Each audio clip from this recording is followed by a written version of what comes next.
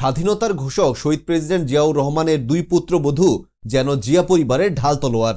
তারা জিয়া পরিবারের জন্য যে ভূমিকা রাখলেন তা স্মরণীয় হয়ে থাকবে বাংলার ৫৪,০০০ বর্গমাইলে। শহীদ জিয়ার দুই ছেলে তারেক রহমান ও আরাফাত রহমান কোকো, আরও দুই ছেলে যুগ হয়ে আছেন। তারেক স্ত্রী ডক্টর জুবাইদা রহমান এবং কোকোর স্ত্রী শর্মিলা রহমান সিথি। জাতীয়তাবাদের ধারক জিয়া পরিবারের উপর বহু ষড়যন্ত্রের নীল নকশা এবং যতবার আঘাত এসেছে সব ক্রাইসিস ঠান্ডা মাথায় মোকাবেলা করেছেন দুই পুত্রবধূ। ঢাল তলোয়ারের মতো মোকাবেলা করেছেন শত্রুদের ষড়যন্ত্রের। আরাফাত রহমান কোকোর মৃত্যু পরিবারটিতে শোকের ছায়া নেমে আসলেও দেশের মানুষের খোঁজ খবর নিয়েছেন সব সময়। গণতন্ত্রের মা দেশনেত্রী বেগম খালেদা জিয়ার মৃত্যুতে রাষ্ট্রের শোকের ছায়া ও দেশের ক্লান্তি লগ্নে জিয়া পরিবারের সকল সদস্য দেশের মানুষের ভাগ্য পরিবর্তন করার জন্য নির্বাচনের মাঠে নেমেছেন।